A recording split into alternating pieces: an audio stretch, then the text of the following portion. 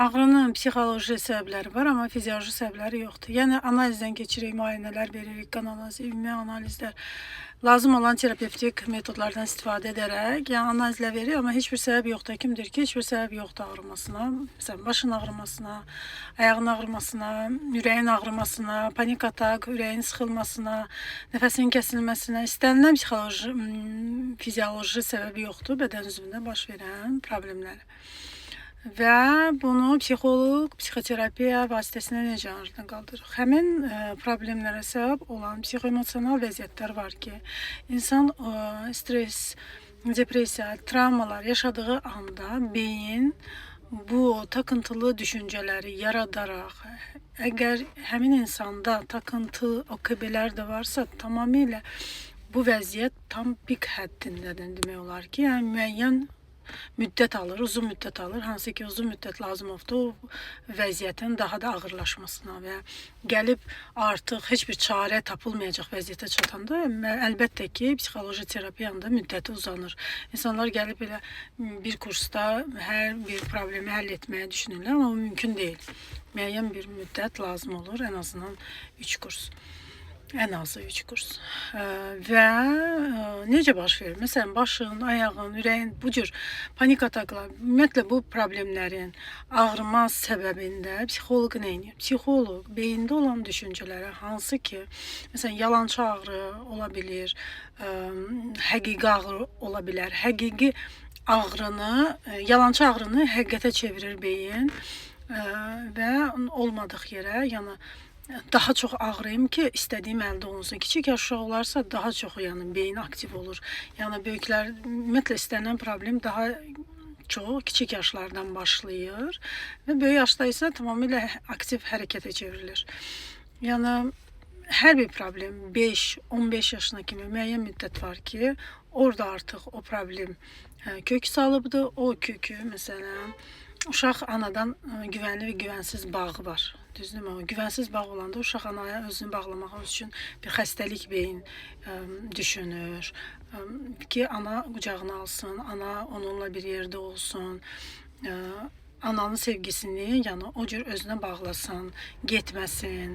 Getdiyi halda o ağrılar başlayır. Güvənsiz bağ olduqda, yəni bu cür problemlər olur və biz bunu ciddiyə almırıq. O vaxt ciddiyə alırıq ki, artıq bu dözülməz və həqiqətən də çox ciddi bir həyatı maneəyə çevrilir.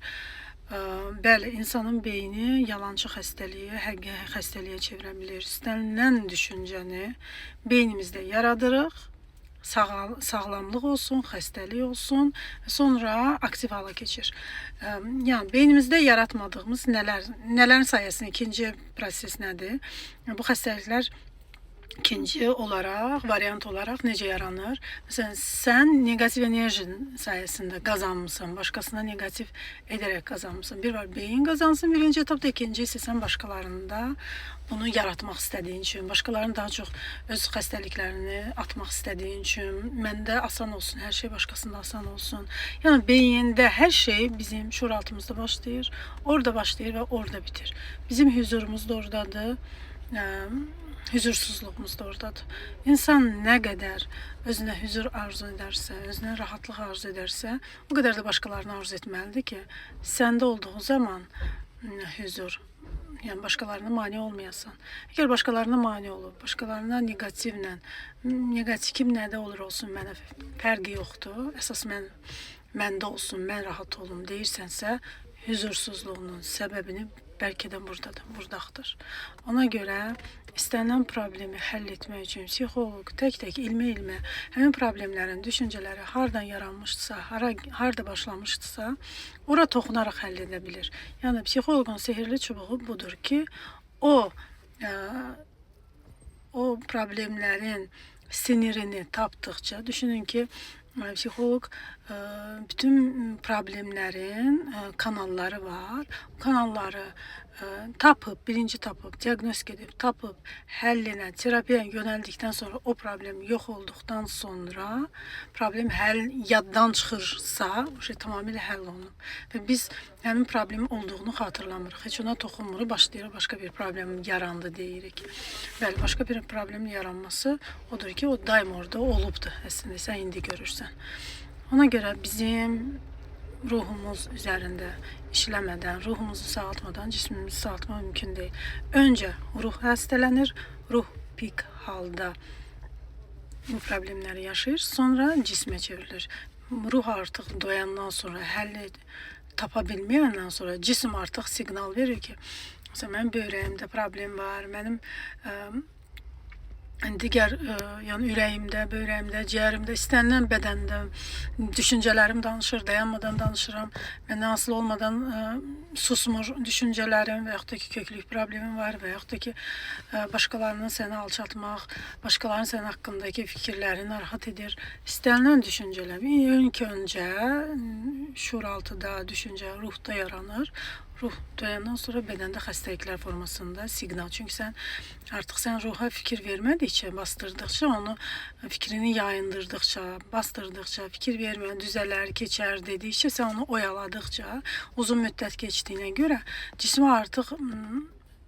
cisimdə artıq gəzəcək halda olmayanda, xəstəlikdən nəfəs ala bilməyəndə artıq insan məntiqli görür də xəstəliyi.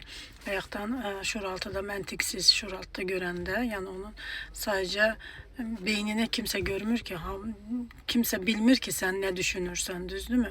Beynində hansı qarışıqlıq var, düşüncəndə hansı qarışıqlıq. Ona görə görünməyən bir şeyi biz bastırmaqdan həzz alırıq.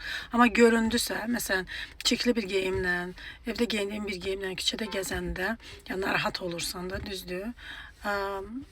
Amma sən çöldə yaxşı geyinməyə çalışırsan, amma evdə heç fikir vermirsən də. Bu ona bənzəyir. Yəni geyimin ruh nə qədər çirklənsə də, o təmizləməyə ehtiyac duysa da, sən onu bəzəyib cismi çıxanda, ruh özünü orada göstərir. Yəni sən orada yaşadığında həzz ala bilmirsən, olduğun yerin tamamilə həzzini duya bilmədiyinə görə, ruh yenə də orada özünü, dolduğunu, çirkləndiyini mütləq göstərir. İnsan öz ruhunla məşğul olanda düşünürəm ki, ən ağıllı insanlar ruhu ilə məşğul olan insanlardır.